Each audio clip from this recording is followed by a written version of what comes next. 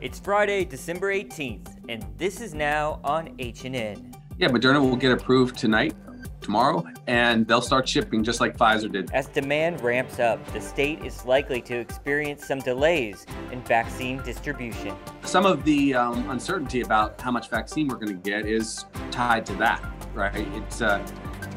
It's one of those things you can't actually count that as being shipped or approved until it's approved. A new report by the health department gives insight on where some coronavirus clusters are stemming from. Hawaii's small fan base would be even smaller. You can't just disappear for 3 years. In somewhat of a reversal, Aloha Stadium officials now say they will entertain new events with added expenses. We're coming down well under the $10 price point even. These stories plus, we have some last-minute holiday gift ideas for you. That's coming up on This Is Now.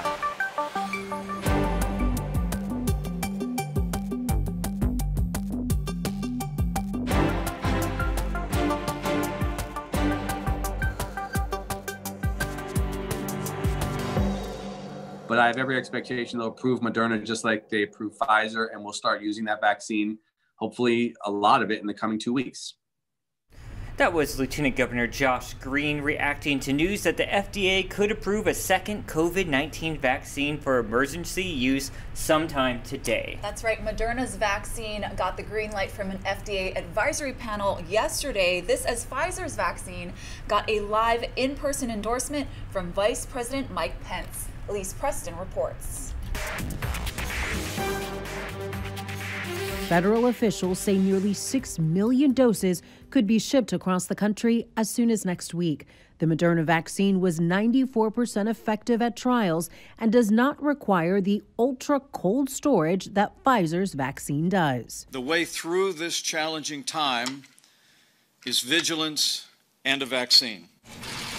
Vice President Pence rolled up his sleeve Friday to receive Pfizer's COVID vaccine, as did Second Lady Karen Pence. Senate Majority Leader Mitch McConnell and House Speaker Nancy Pelosi also got their first dose of the vaccine. 2, 1, vaccinate! On the front lines, healthcare workers continue to receive the vaccine, as well as nursing home residents, including 95-year-old Jean Peters from Connecticut. I feel fine. I feel good. By the time we get to several months into this year, we will have enough people protected that we can start thinking seriously about the return to normality. With cases surging, public hospitals here in New York City have once again suspended elective surgeries to free up space for COVID-19 patients.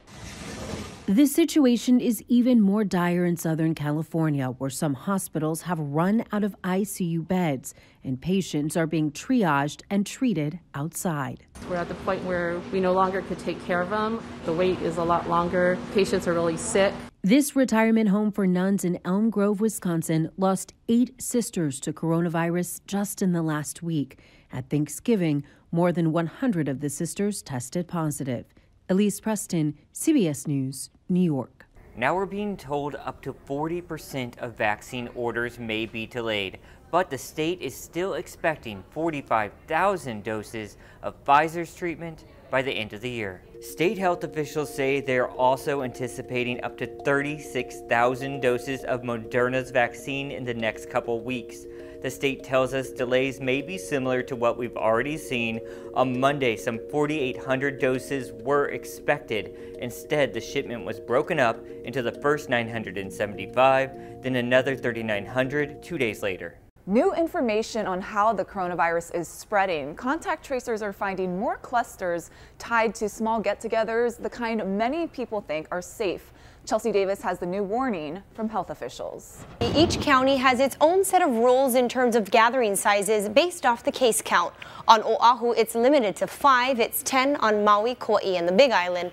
But health officials are warning that still may be too many people in one place. Clusters are really our largest threat right now. A new report released by the state health department on Thursday shows clusters stemming from small gatherings, some even outdoors. In several of the cases, masks were removed to eat and drink. Acting state epidemiologist Dr. Sarah Kimball says just because the size of a gathering is small doesn't mean it's safe. Those seemingly innocent small gatherings over time actually can amplify transmission, because if one person was infectious during one gathering and then spread it at the next gathering, those people might mix with different people. You get the sort of 6 degrees of separation idea. That's how these things amplify and can actually turn into a substantial outbreak. An important reminder heading into Christmas as families prepare for dinners, gift exchanges, and parties. Data over the past 2 weeks shows no clusters on Kauai. One cluster tied to a restaurant on the Big Island, clusters tied to bars, nightclubs, restaurants, and social gatherings on Maui. And aside from the massive cluster at correctional facilities, schools, restaurants, places of worship, gyms, and an athletic competition are to blame on Oahu. Well, we do not want to retreat back, snap back to Tier 1. Honolulu Mayor Kirk Caldwell warns if the 7-day average stays over 100 for 2 weeks, only essential businesses would be allowed to operate and gathering sizes would be limited to household members only. Our message is, if you're meeting up with another household, that's the time to put your thinking cap on and play it safe. The interesting thing is we spent a lot of time talking about travels, and it really hasn't been travel related. Campbell suggests keeping to your household this Christmas, a virtual party with extended family, and if you do get together with people from outside your bubble, wear your masks and stay 6 feet apart from each other at all times. Chelsea Davis, Hawaii News Now. The city has released its final report for the year on its efforts to address homelessness. The report says from 2019 to this year, there was a 0.7% increase in the total number of homeless individuals based on the point-in-time count. But since 2017, Oahu's homeless population overall has been reduced by 10% or 500 individuals. The city says it continues to focus on initiatives to provide outreach services and move individuals into permanent housing when possible. It also provides COVID-19 screening and quarantine facilities for homeless individuals. This is the last housing report of Mayor Kirk Caldwell's administration. In somewhat of a reversal from what we first reported yesterday, the Aloha Stadium Authority is now saying it will, quote, entertain events, but at an additional expense to licensees. Ben Gutierrez is trying to make sense of all of this. It all started out with stadium officials deciding that the 45-year-old facility would be closing indefinitely due to declining revenue because of the pandemic and increasing maintenance costs. It's with a very heavy heart that we make this difficult decision today. You know, it is our not only our hope, but it is our continued effort to find a long-term solution to this. With a projected $4 million loss this year, the Aloha Stadium Authority said it was putting a temporary moratorium on all new events. But stadium officials did not explain why they made the decision or how long the stadium will be closed. In an email to Hawaii News Now, we were told the Stadium Authority will entertain events. However, additional operational expenses will be put upon the licensee. They did not clarify if that meant UH football can continue to use the facility. UH last played in Aloha Stadium Saturday, conquering UNLV to win the Island Showdown Trophy. After today's announcement, UH President David Lassner interpreted it to mean the end of football in the stadium. This is of grave concern to us. Lassner says it won't be easy to find a new place to play. We're looking at our campus facilities first. One state senator suggests taking games around the state. I know these are really ugly decisions for UH athletics, but if I were at the table, I would suggest taking some of these games to the neighbor islands. A spokesperson for the stadium says it is going ahead with confirmed dates, including the Hula Bowl and the Great Aloha Run, and high school graduations are also being discussed for 2021. The Stadium Authority says they will entertain any client that can function within the restrictions and constraints. There were already plans to replace the aging stadium. Construction on a new facility on the same property is expected to start late next year, with completion possible by 2024. Ben Gutierrez, Hawaii News Now. Some people fed up with the state's unemployment system rallied at the Labor Department this morning. They're asking for the office to resume in-person filing, and they asked to meet with the director. I reached out, I tried call, but I have no response. Anybody that can pick up the phone or that can help me, I have no way of getting help. Workers every week about how they call and call and call and can't reach anybody, or when they do, they reach somebody in Nevada and they feel like that person can't help them because they need adjudicators here in Hawaii to process their claims and their issues, answer their questions. The last food distribution event of the year is happening right now. Casey Lund is at Aloha Stadium with more. Well, scenes like this, hundreds of volunteers packing food boxes for thousands of families, have become all too familiar in 2020, both here in Hawaii and across the nation. But while this is the last large food distribution here in Honolulu, the Hawaii Food Bank wants the community to know that it's here to see them through until this pandemic is over. Take care of yourselves. If you folks need anything, if there's any questions, you can see me later. In the 9 months since the beginning of the pandemic, the Hawaii Food Bank has gotten these distributions down to a precise dance. No more long lines of traffic on H1. All the families here were identified ahead of time and pre-registered for today's drive-through event. It's much more efficient.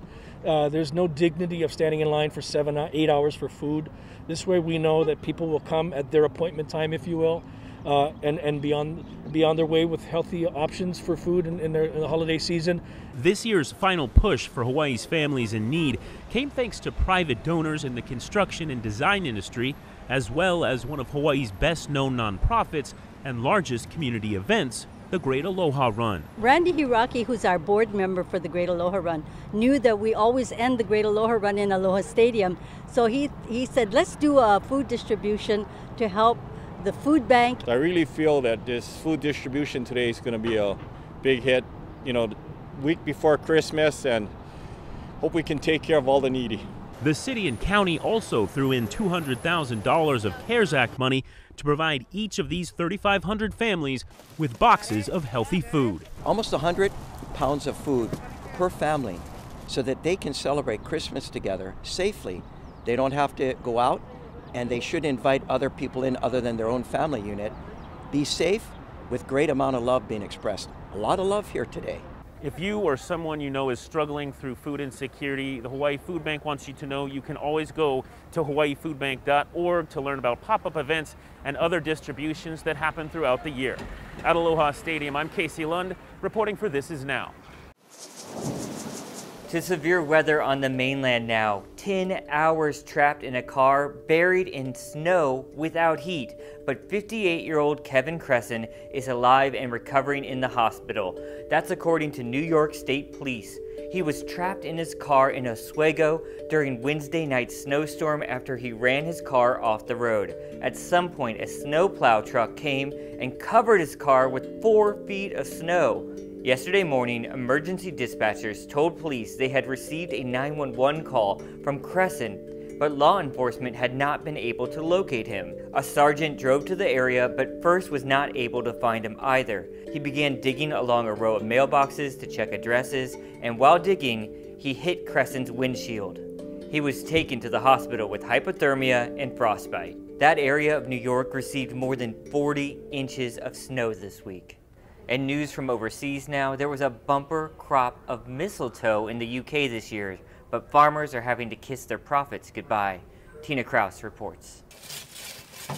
Harvesting mistletoe is an annual tradition for British farmer Mark Adams. So as we had a very sunny summer and late autumn, the berries are all pearl white and perfect. But despite that, mistletoe sales in the UK are down as much as 75%. Have you kissed under the mistletoe? Oh, yeah.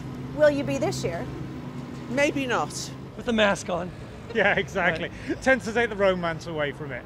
Coronavirus has made kissing a health hazard, and with festive social gatherings banned, the mistletoe trade is taking a hit. Lots of mistletoe goes for winter weddings, like my business would usually supply 200 to 300 weddings with mistletoe.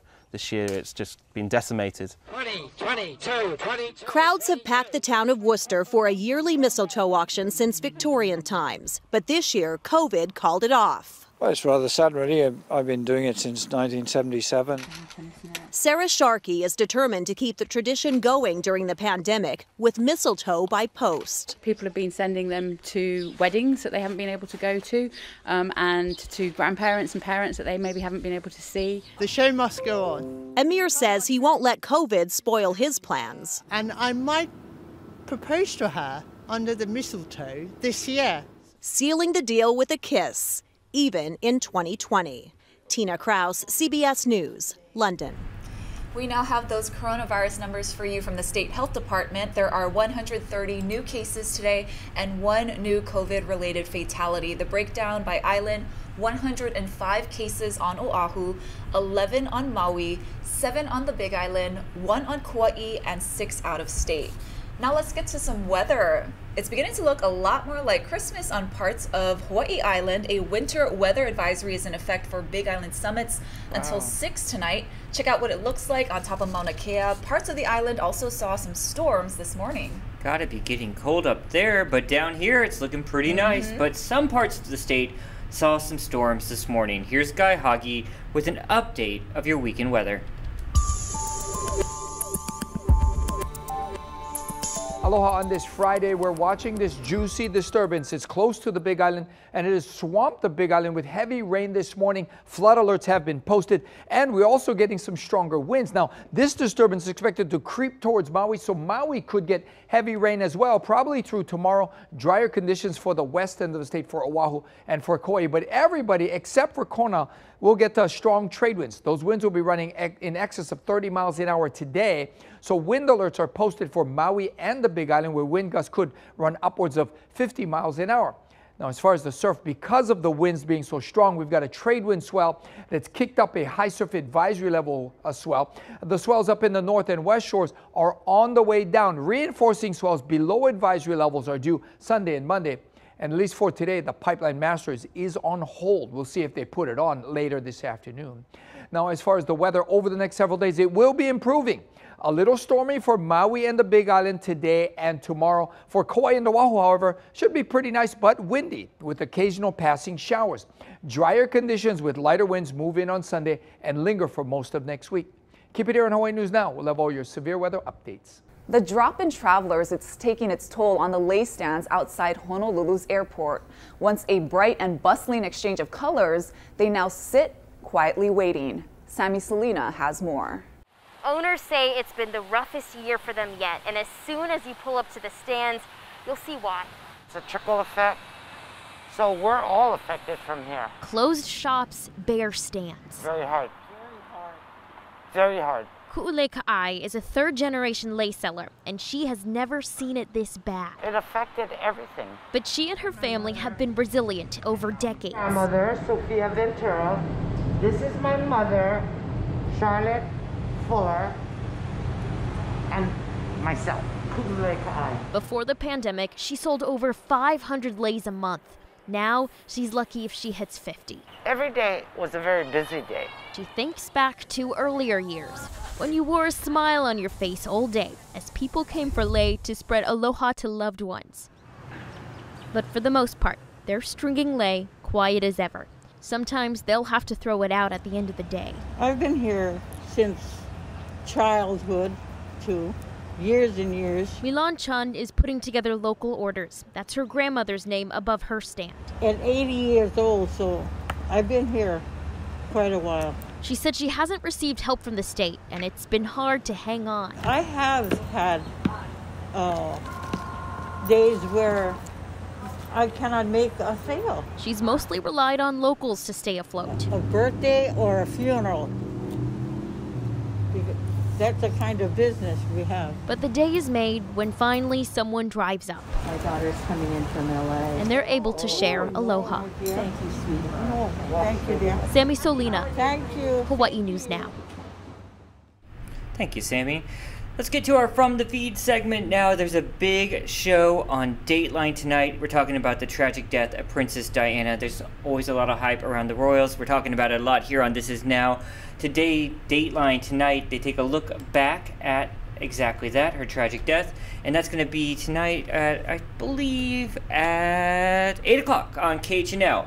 And that got me thinking. I remember seeing some archive video in our video vault from back in the day. You know, Princess Diana and Prince Charles, when they were married in the 80s, actually visited here. I want to play out a little clip of it right now. The couple got an early start today, leaving the Kahala Hilton shortly after 9:30. Hundreds of people tried to get a glimpse of them, but few were successful. The prince and princess ended up spending the morning at the Kahala home of Joseph Ritter. Ritter says the couple's visit was planned a month in advance. He does not know them, but said his place was probably chosen because of its location. I love looking back at that archive Yeah, stuff, that's right? cool. And Joseph Ritter, whoever that was, lucky him, they got a visit from the prince and princess. You know, I believe that visit was in I wish I could read the font there. I think it was the 80s. Again, that Dateline special tonight on KHNL. What'd you find, Ash? This is really cool. So Uber will offer free or discounted rides if your destination is a COVID vaccine distribution location. So the rideshare company says it's all in an effort to ensure people get vaccinated, especially those who face challenges with transportation. So Uber is offering 10 million free or discounted rides for those getting a shot. And the effort is a partnership with the National Urban League, the Morehouse School of Medicine, and the National Action Network. A date for when the offer will begin rolling out hasn't been set yet. And Burger King doing some changes, right? Some Burger King news, you guys. So the next time you're craving a Whopper, you'll be able to find a Burger King and order through Google. So the Burger Giant says its collaboration with Google is a response to changing consumer behavior during the pandemic. Starting Monday, customers will be able to order food for both delivery and pickup from more than 5,000 Burger King restaurants across the U.S. via Google Search, Google Maps, and Google Pay. So the fast food chain says Google has become one of the go-to places for people to learn about restaurant menus, opening times, etc. And to celebrate the launch of this partnership, Burger King is offering customers 20% cash back on their next order of $10 or more when you pay via Google Pay. Yeah, I use Google all the time for my restaurant lookup needs. You guys, who still has holiday shopping to do? I do. Liz McLaughlin here with some last minute holiday gift ideas. It's the final stretch for holiday shopping, but there's still time to get gadgets for budget-friendly stocking stuffers, with prices dropping on voice-enabled products. A lot of these smart devices and even smart plugs are coming down well under the $10 price point even. Stocking-sized speakers are also popular this year. JBL has new Palm portable models under $30, the Go 3 and the Junior Pop for kids. Harness the power of the sun. Another one for the little ones on your list, Solar Bots, cute robots that can teach kids about solar energy for under $15. As they are exposed to the light, they power up and then they start, roaming around. For a very last-minute present, skip the wrapping with the gift of a new skill. I go out into the world and I don't know what I'm going to discover. Photography classes are particularly popular this year, according to The Strategist. Among its recommendations, the Art of Street Photography course from Magnum Photos for just under $100. People who've taken it have called it one of the more motivating classes that actually gets them on their feet and engaged in the subject matter. A subscription box is another idea, with gift options for everything from beauty products to kids' crafts to adult beverages, such as Eater's new Wine Club, with an artisan 2-bottle box for $70. They work with sommeliers at their favorite restaurants to curate a monthly box of those sommeliers' favorite wines. A virtual gift for a socially distant holiday to say cheers to the new year. Liz McLaughlin, NBC News. Thanks, Liz. Those are some pretty good ideas right there. I'll take the wine club for this weekend, please. You guys, that's going to do it for This Is Now on this Aloha Friday. Yay. The holiday week is next week, and we will be here with you every day except for Christmas itself. So look for us on This Is Now all next week. You guys have a good weekend.